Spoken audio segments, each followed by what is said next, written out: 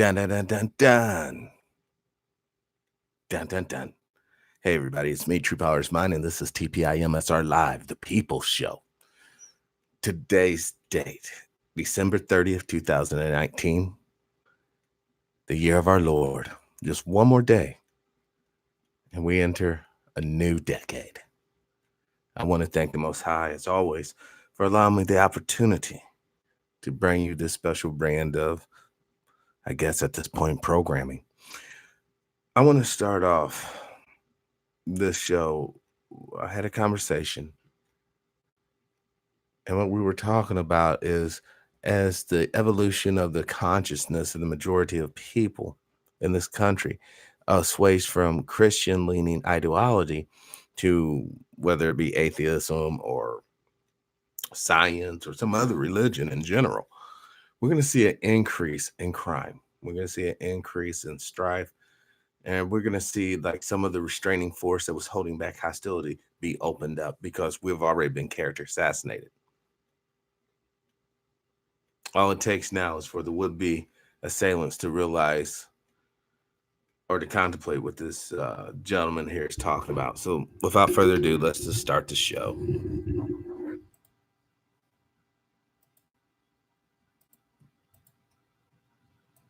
Beginning, of course, with Thessalonians.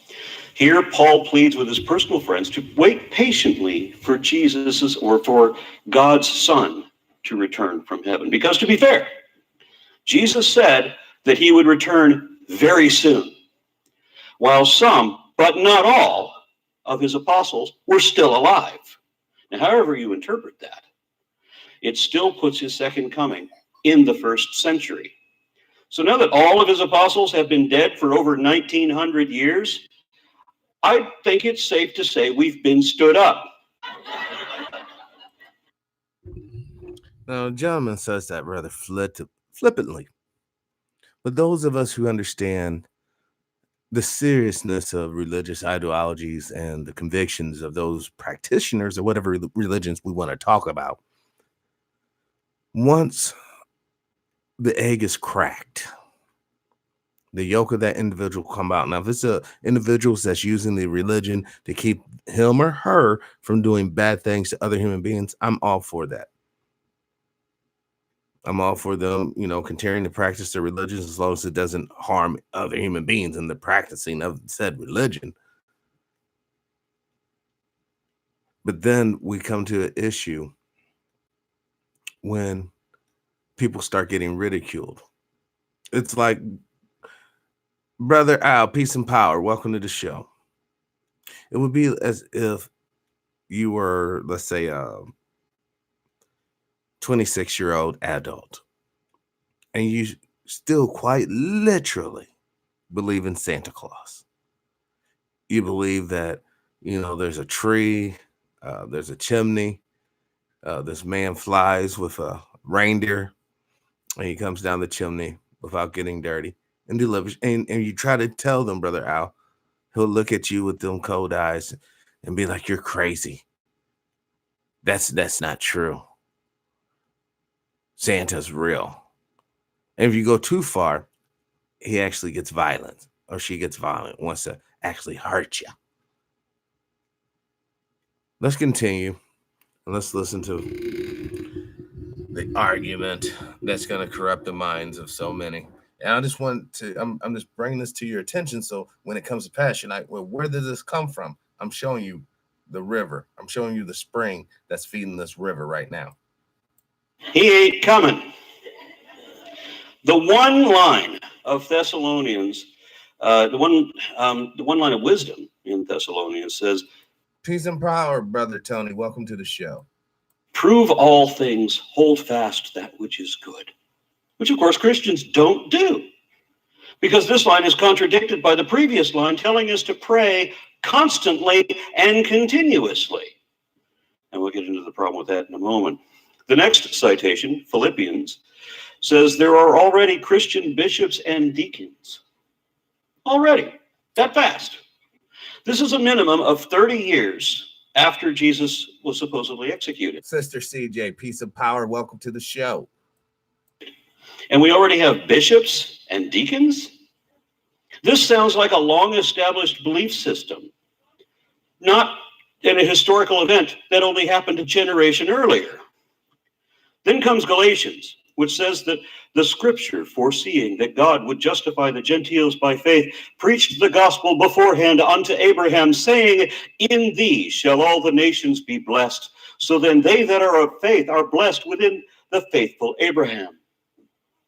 Which is hilarious to me, because we're talking about all of the Abrahamic religions. That's Islam, Judaism, Christianity, which have all been at war with each other continuously since their inception. That doesn't sound like an eternal blessing. That sounds like cursed damnation to me. Curiously, in Galatians, Paul also says that there are other gospels and other Christs, which we'll get to in a moment.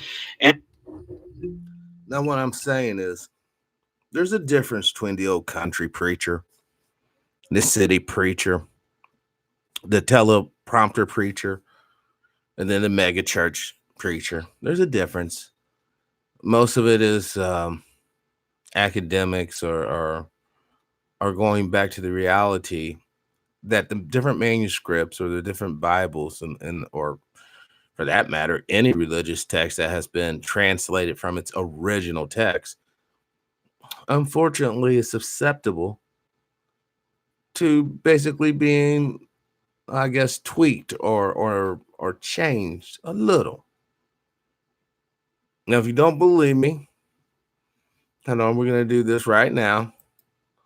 I'm going to go here. I'm just real quick for the Google people.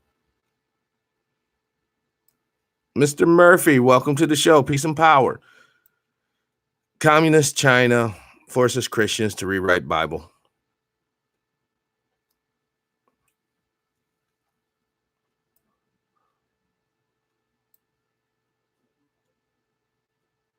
Okay. October, 9 things you should know about. Okay, 1 day ago. This one right here. Hold on. Oh, I guess it's okay. The Communist Party of China plans to rewrite the Christian Bible after failing attempts to force Christian churches and the faithful to abide by its, I guess, communist rules. That was just 1 day ago. Tate, welcome to the show. Peace and power. Now, if you know, if the Chinese government in 2019 can forcibly make people rewrite stuff, then you know others can and have. Let's just continue, and then we're going to move on to some other stuff in the news. And he says that even angels might preach another gospel. So angels are wandering around preaching other gospels to men, and even they don't know who the real Messiah is? How does Paul know who the real? Whose word do you want to take? And how does Paul know who these angels are? How do you identify when an angel is preaching to people? The second most amusing line is, be not deceived, God is not mocked. But yes, he is mocked, often, and for good reason. It's not surprising seeing that everyone on a mission from God gets a raw deal, especially in the end. Even the Blues Brothers can attest to that. And the next book is 1 Corinthian, as opposed to 2 Corinthians. And my favorite line out of that one is, I will destroy the wisdom of the wise. So that seems to have been the goal all along. Another quote is, God chose the things that are not, that he might bring to naught the things that are. So given this bit of insanity, it's no surprise the damage done in the name of this religion, impeding, retarding, or reversing progress ever since then. And it's amazing to me that Christianity ever got started at all, especially given Paul's oppression and obsession with circumcision. I think his bumper sticker might have read, give up everything good about your life and let me cut your dick up with my knife. He also said, if any man thinketh that he is wise among you in this world, let him become a fool, that he may become wise. Then he describes Christians as fools for Christ's sake. Well, I have to agree with him here, because I define a fool as someone who too readily accepts improbable claims from questionable sources on insufficient evidence. So, of course, it's no surprise that the Bible and the Quran both give the exact opposite definition of a fool. The list of early Christian writings also included the Gospel of Thomas from the heretical collection of Coptic Gospels in the Nag Hammadi Library. Normally, this wouldn't be included unless you're really desperate to get some kind of textual reference to Jesus. And this includes one of very few, only a couple things that Jesus ever said that could be considered wise. And when his apostles in the Gospel of Thomas, when they asked him, Jesus, how he felt about the Jewish tradition, circumcised, we wouldn't be born with foreskins.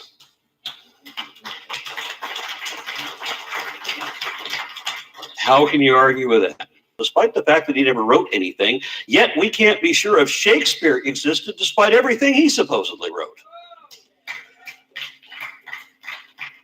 Look at our most popular literary characters now in cinema, besides Jesus Christ, superstar of Nazareth and all that shit. We also have Dracula, Frankenstein, Robin Hood, and King Arthur. And how many more times is Hollywood going to remake all those movies? Of all of them, only Frankenstein is entirely fictitious. Robin Hood is commonly thought to be historic, and perhaps he was. But all of his associates, other than Little John, were apparently added as embellishments by later storytellers, as were most of the legends about him, such that if he really lived, he wouldn't recognize even one scene out of Kevin Costner's movie. So if you could go back in time and meet Robin Hood, and everything he thinks you should remember about his life are things that were forgotten long ago and were never written down, and he doesn't know any of the stories that we attribute to him now, can we say that Robin Hood was a historic character if he himself doesn't think so? Now look at King Arthur, supposedly the king of the Britons in the 6th century. This according to an author writing in the 12th century, who had to adapt historic folklore, because by then these stories were kept alive by word of mouth for more than 500 years. And no one knows how much of the story was invented by that first author, but the story of the character of Sir Lancelot and the much more important story of the Holy Grail were reportedly introduced or invented by a French author years later. And I've known highly intelligent, educated professionals who believed in every detail of the Arthurian legends. And there's the problem. You see, everything has to be quantified by the very people who you should be doubting their sincerity. I mean, look how much prestige and respect and reverence we give to academic people, and rightfully so. You know, a lot of them reports and thesis papers actually became tangible things we can use in our day-to-day lives. But when we think about the situation humanity's truly in, we're quite literally, whether you voluntarily want to accept this or involuntarily want to accept this, you're in a race. And everybody out here is trying to get the most resources. They're trying to gather the most wealth. They're trying to acquire things to pass on as proper inheritance to their offspring. There's nothing wrong with that. Until you realize the whole game has already been stacked. Before you were conceived, before you incubated, and before you were birthed, the economic game has already been stacked. Now we can continue down this road for another 1,000 years. We're going to have the same old complaints, the same old problems, the same old tempo of war, peace, genocide, war, peace. And that's going to be the reality that most of us are going to endure. Now, we can change this by simply changing the way we think. The reason why the money in your pockets right now is valuable And we all should know it's not backed by gold nor silver or any other tangible thing. It's an ideal. Money is an ideal. And it can be ideal used for prosperity or ideal used for brutal oppression. Now, I think it's time that we recognize that it's the ideal that men and women have in their hearts that allows for either oppression or prosperity. The way the media is portraying us, the way the media is interjecting this image, there's only one conclusion. We're not going to share our resources with these people. Sister Kathy, peace and power. Welcome to the show. And this is what I'm trying to get you all to wake up and see. This next generation of folks coming up do not see the world the way a lot of so-called older people see it, and rightfully so. Older folks dropped the ball. Quite literally, dropped the ball. Jeff, welcome to the show. Peace and power. But I'm telling you, before this so-called utopia,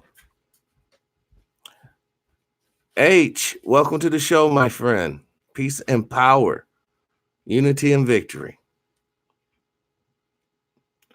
There's only going to be one conclusion. I want to play just a little more excerpt so you can truly understand how science is quite literally being married with atheism. As if it was all historically true verbatim. And I can't help but feel that if we had a time machine, you could never find anyone you would recognize from the court of Camelot. And this, oddly enough, makes Dracula the most historic character of this whole list. He's the only one we can be sure really lived. Because his people, remember what we were talking about last night? They're social vampires. This crowd's listening to this man just laughing, but he's really spitting real game to them. I don't think they're really getting it. They're vampires. Born Vlad Tepes III, a Romanian prince in the 15th century. He was called Dracula because he was the son of Vlad Dracul of the Order of the Dragon. But otherwise, his actual life of military campaigns, fighting for one religious order against another, bears no resemblance at all to any of the movies made on that name. Literally everything his patronymic is famous for now was invented by a fiction writer centuries earlier and then simply stapled onto an already legendary figure. So can we say that Dracula was real? And be careful about people making up stories and calling it history. In Carl Sagan's original series, he talked about Hypatia of Alexandria, who was the chief librarian at the time when the Library of Alexandria contained all of the knowledge of the ancient world throughout time. She was brutally murdered by a Christian mob early in the 5th century, and the library was subsequently destroyed in an act of tragic religious ignorance where most of the works of antiquity were lost forever. And I wanted to know more about this admirable character, Hypatia. But the first time I looked her up, are you saying I have 10 minutes left? Hold on. I know. Yeah, I'm getting glitchy. The machine over my machine, the computer, is glitching on me. I don't understand why. But I sent a comment. It was taken down. No, I haven't blocked nothing. Sister Kathy, I haven't blocked nothing on nobody. All comments should be rolling free. But we're going to jump over into the news.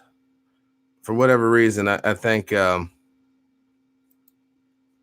don't know. I guess I think that they don't want this particular show tonight to be audible yet again.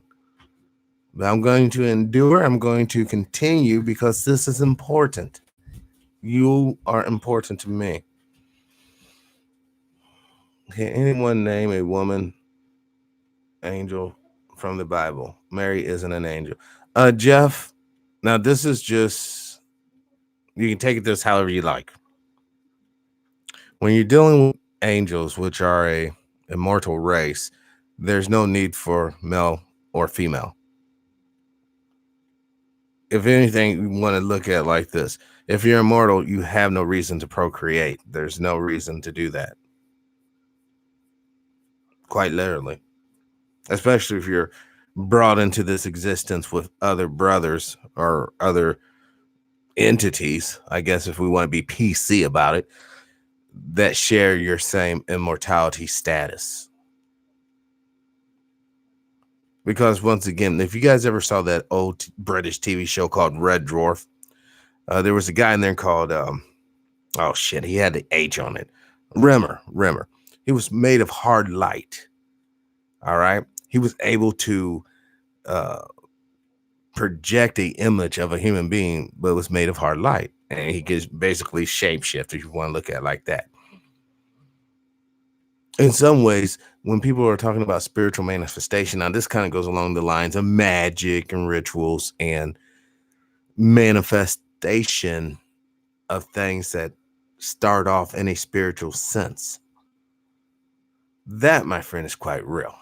That's why you have all these missing people, and they are going off world as well. But there's a lot of people out here utilizing sexual magic. They're doing this in such a way that it's altering a lot of different bloodlines because they know. Let's just jump into the news. I don't want to get off into just that. But Putin weighs future options as he makes 20 years in power. Marks 20 years in power. You know, he's running the United States. I mean, the Russian Federation, and apparently our president, you know, thinks highly of him. He told, "I am a taker and not a."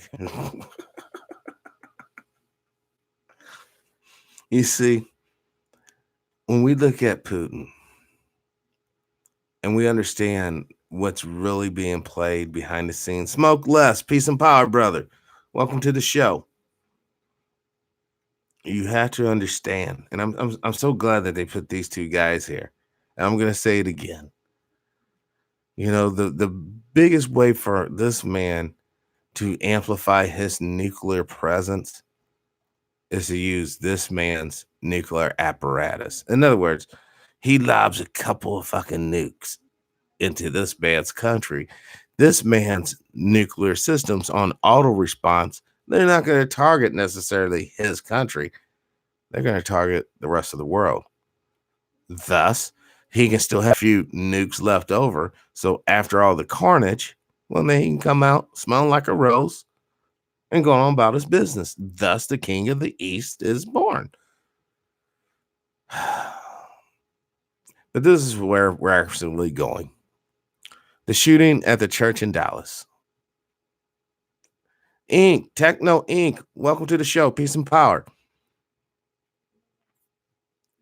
This right here shows you the power of terror.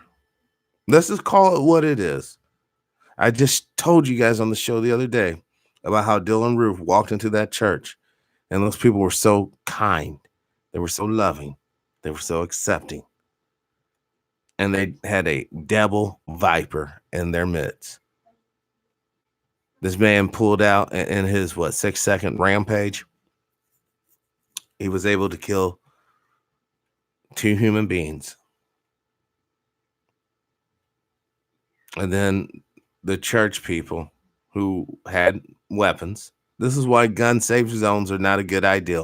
I'm just telling you, if you have sons and daughters out there, or even if you love yourself, you do not want to put yourself in a gun-free zone. You truly don't. There's a lot of whack jobs. Brother Abdullah, welcome to the show. Peace and power. And all this is going back to the fear that we somehow need to take the guns off the streets. It's too late. You cannot put the genie back in the bottle on this. We have people, there's people right now in your neighborhoods, if they have the proper 3D printing setup, They can buy a receiver or download the information for the receiver. It will print it out, and they can make their own weapon.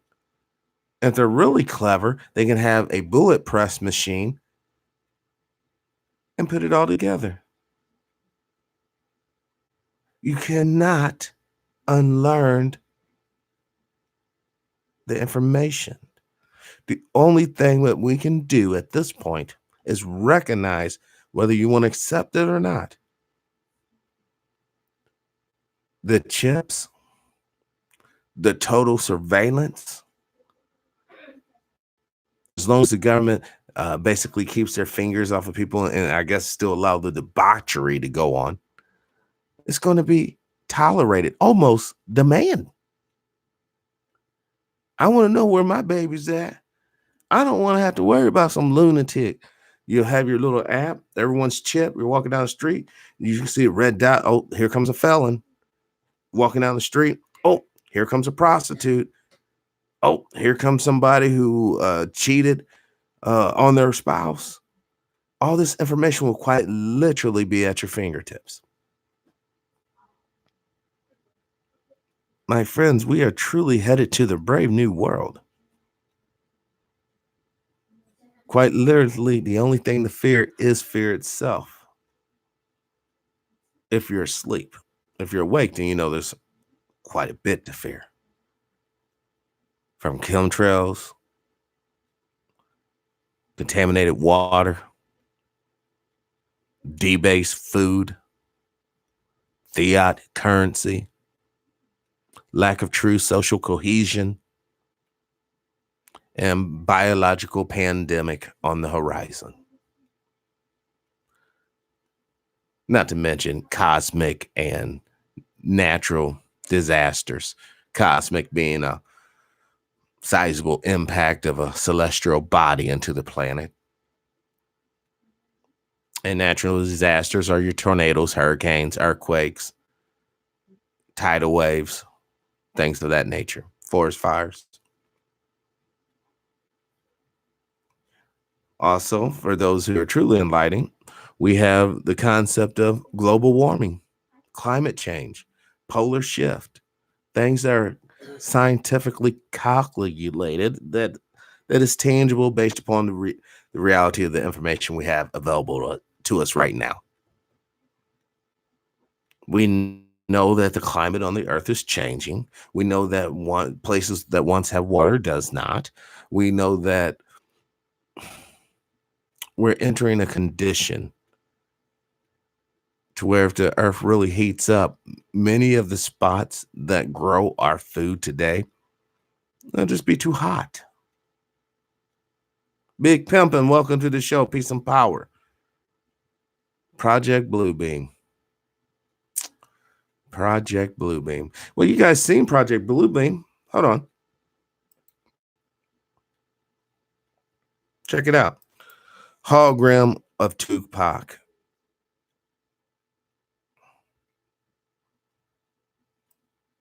Here's a summary from Washington Post. Tupac Shakur appeared in concert at the Coachella Music Festival Sunday night, wowing audiences who watched his image rap with Snoop Dogg. The image of the rapper is not, in fact, a hologram. Well, I don't know exactly what you would call it. Hold on. I want to make sure the music's turned off on this because I do not want to copyright. Another evangelical, disreputable charlatan selling his own brand of snake oil. Christians say that everything changed when Jesus showed up, but Jesus was Jewish and he said he's come to fulfill the laws of Moses. So he hasn't changed anything. Instead, he demands that all of his fellow Jews must follow every jot and tittle of all those old Mosaic laws. And if you don't, then you're called least in heaven. So all that Old Testament stuff still applies to Christians. Yet Jesus contradicts himself by saying we can work on the Sabbath if we have to, and we're not obliged to stone that adulteress, which is another interpolation, which is another problem with the whole thing. People added this and so many other bits to this story after the fact that it calls into question what the actual fact was, if there was one at all. So remember that the old Jewish laws were that people were supposed to wash their hands. And modern apologists say that people wouldn't have known that were it not for the wisdom of God. But even children playing in the stream know that running water will wash the mud and shit off your fingers. I mean, raccoons figured this out. And then Jesus comes along and says not to wash your hands, because he says it's not what goes into your mouth that causes you to be ill, it's what comes out of your mouth. Because he's talking about incantations or uttering the Lord's name without the reverence required for making that sound, because you have to, you have to silence the critics with the fear of God, even at the hushed mention of his name. Jehovah's self-described son believed in magic words and evil spirits and was a disreputable tent revival faith healer, just like we still see on Christian TV today. And you've heard the phrase, familiarity breeds contempt. Well, Jesus had the same problem, because he said that no prophet has the respect in his own hometown, meaning that the people who knew him, grew up with him, knew he was full of shit. And another reason that he had to keep moving was because, just as with today's faith healers, sick folks find out right after the show that they're still sick. And the people that came onto the stage with the wheelchairs, right, and then stood up, right, well, they were given wheelchairs when they got there, and they were given payment before they walked home again. That's the same thing with the people, one leg slightly shorter than the other, and the occasional dead guy who's paid to come to life again on cue, right? This is why shows like that can't stay around town too long. But remember, Jesus' routine was all about make-believe. You just got to believe. And if you can believe hard enough via the self-hypnotic, auto-deceptive illusion of faith, then you will be convinced that if you tell that mountain to jump into the sea, that it will obey. Now, because this has never happened, we know that doesn't work, but it's not from a lack of faith. Those people believe with all their might, but they don't want to test it because they want to believe it, and testing it defeats that purpose.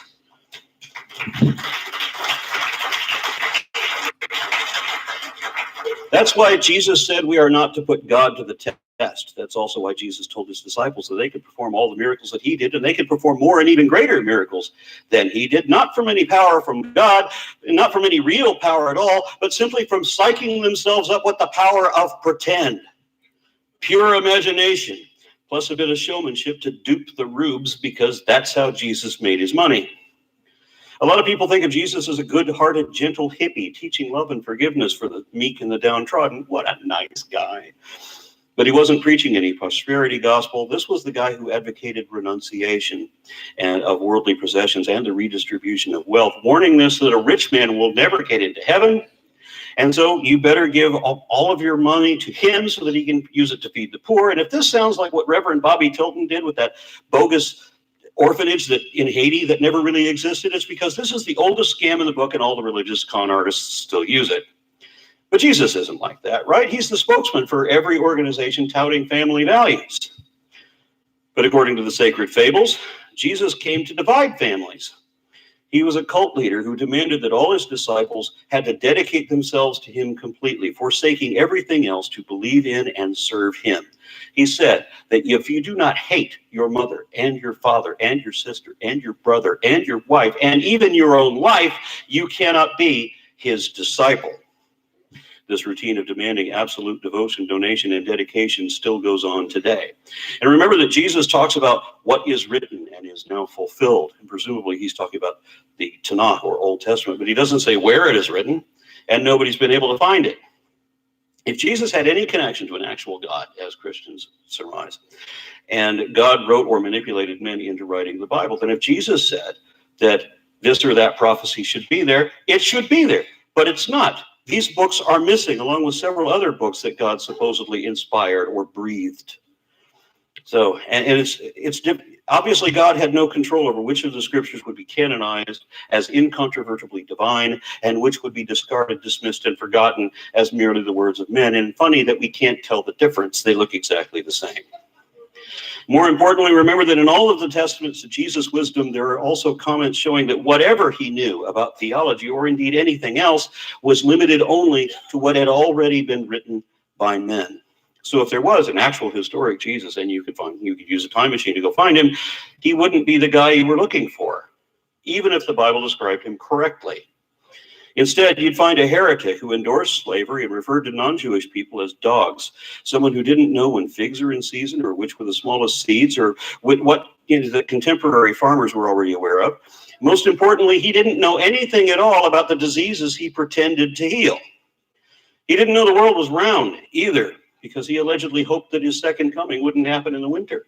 So he didn't know that when it's winter in this hemisphere, that it's summer in the other hemisphere, because he didn't know there was another hemisphere. And it's not like I really think that he said that.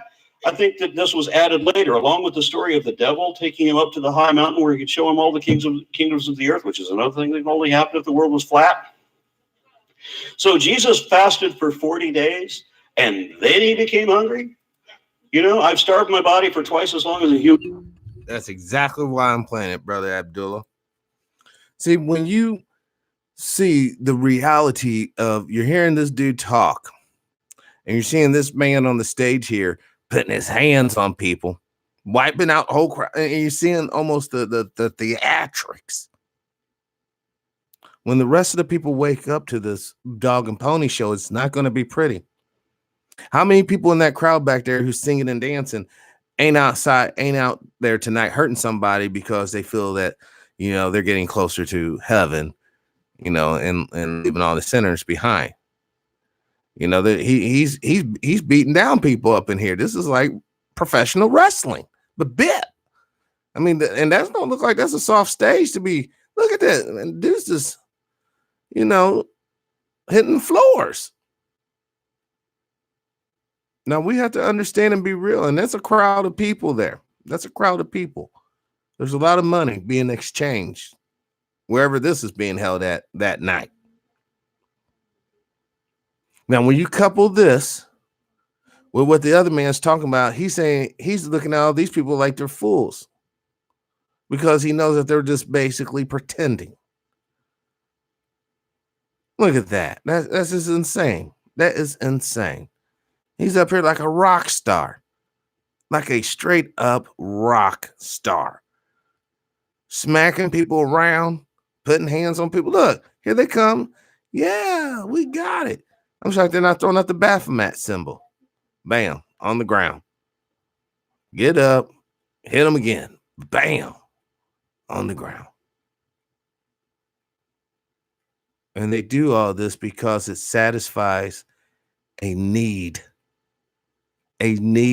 to feel complete, a need to know that no matter that you're ignorant to all this spiritual reality, somehow, some way, when you pass from this zone into the next, you're going to be taken care of.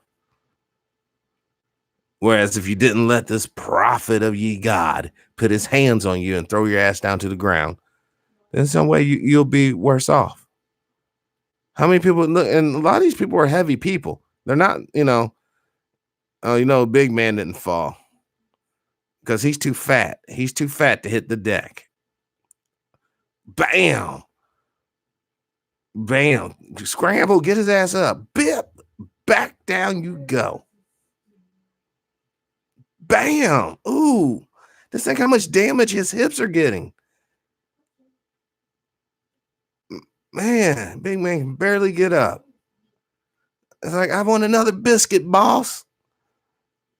Put your hands on me again. Put your hands on me again.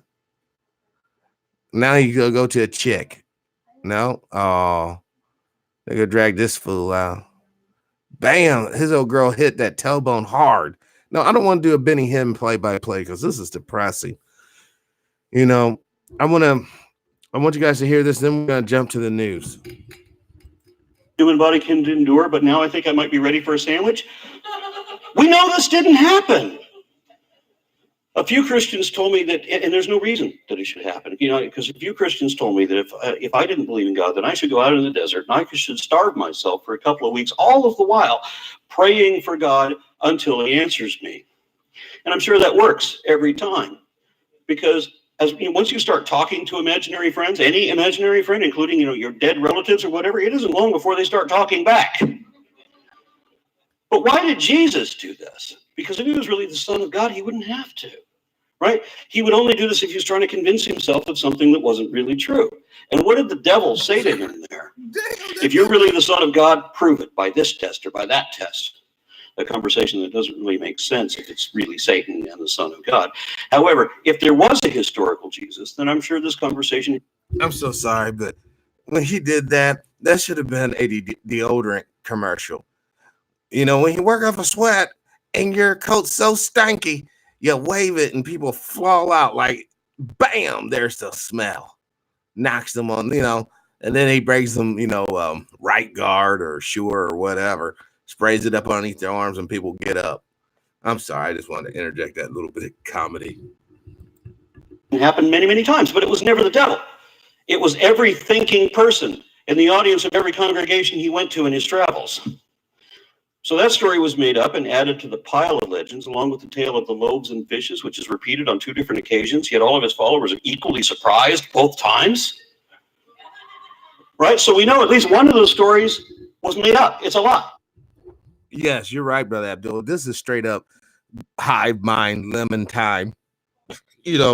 Brother's going across the bridge. I'm going across the bridge. And you see them falling off the other side. Like the Golden Gate Bridge has a big old, hole in it. Oh, just keep on walking. Oh, just keep on walking.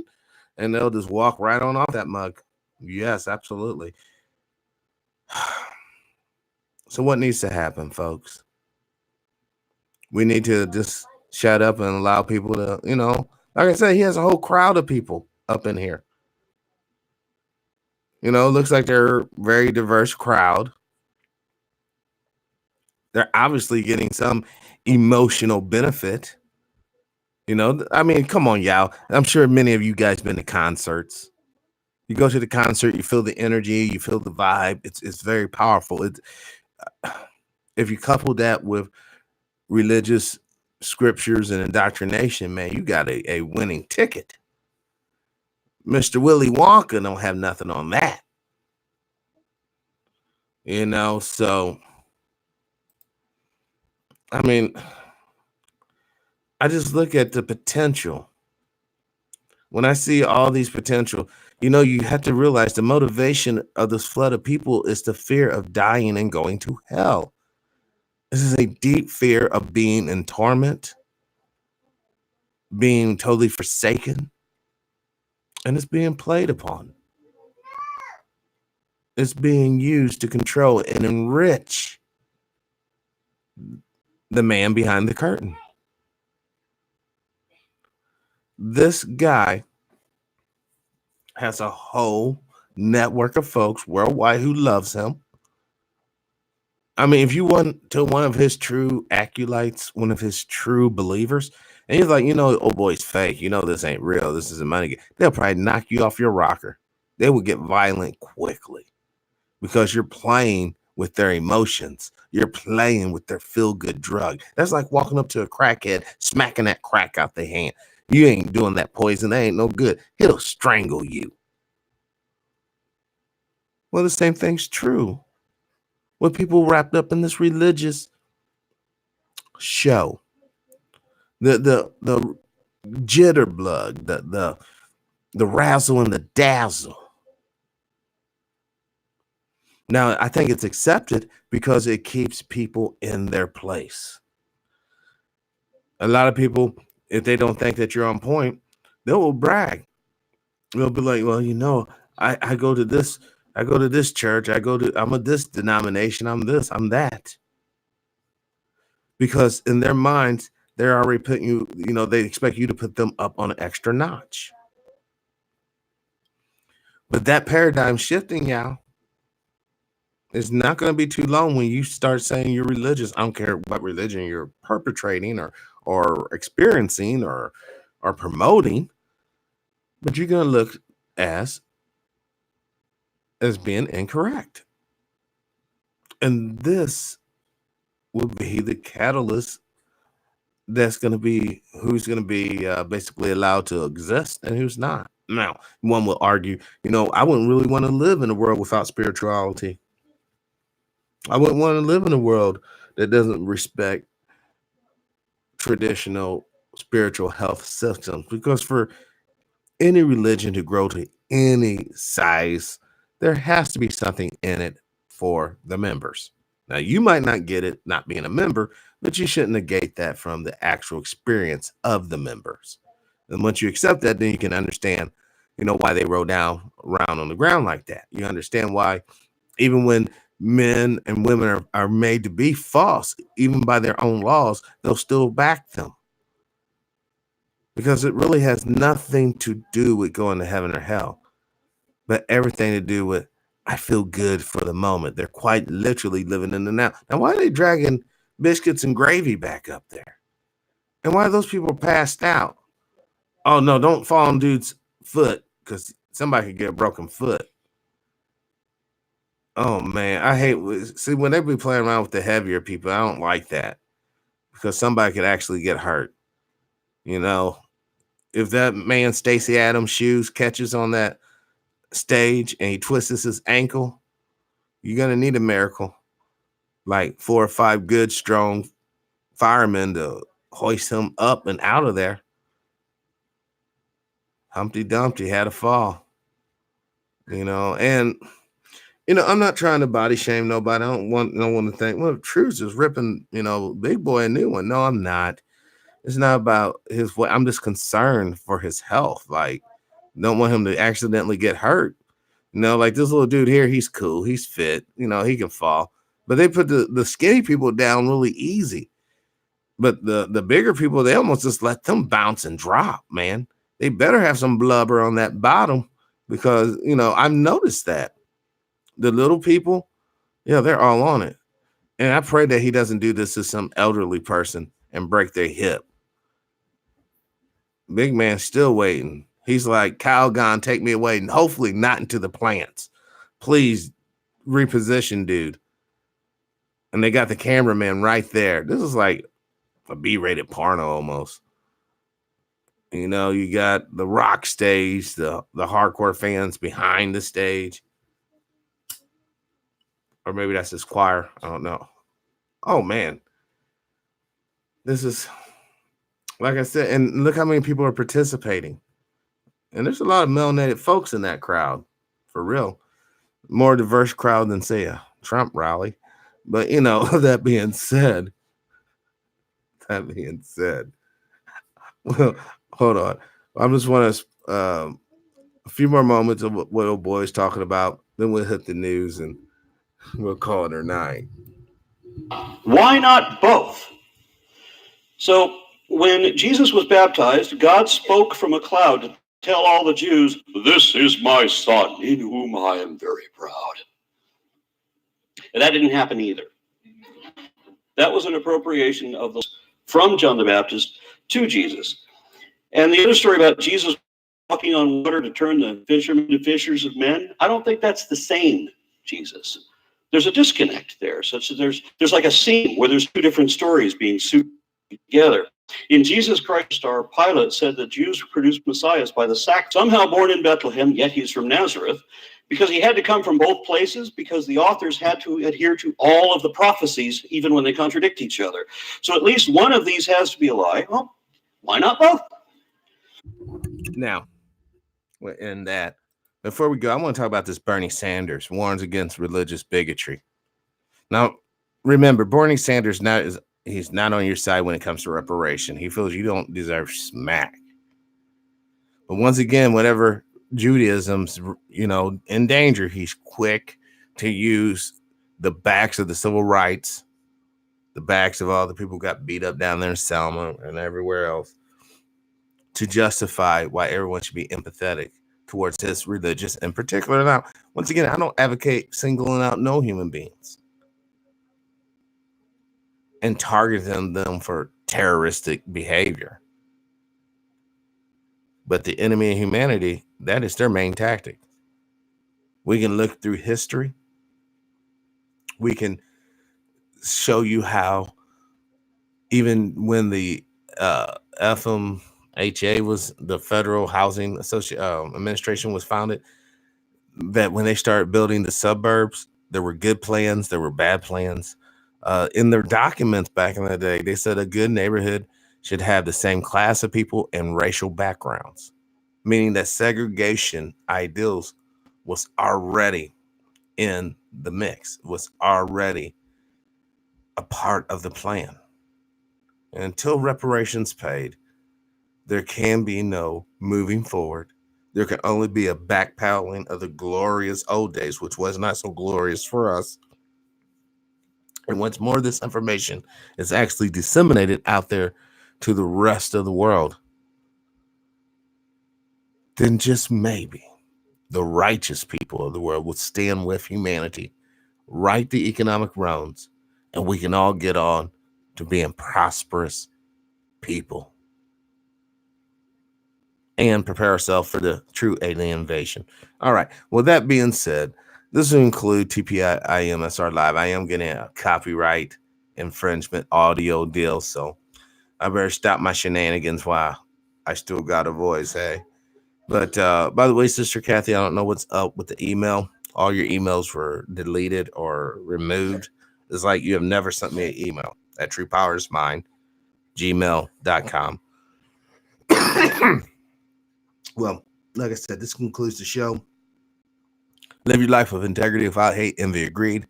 As always, brothers and sisters, I ask you, please, please, please, let's try to be kinder to one another. Peace and power, unity and victory, dignity and respect, liberation. I'm out.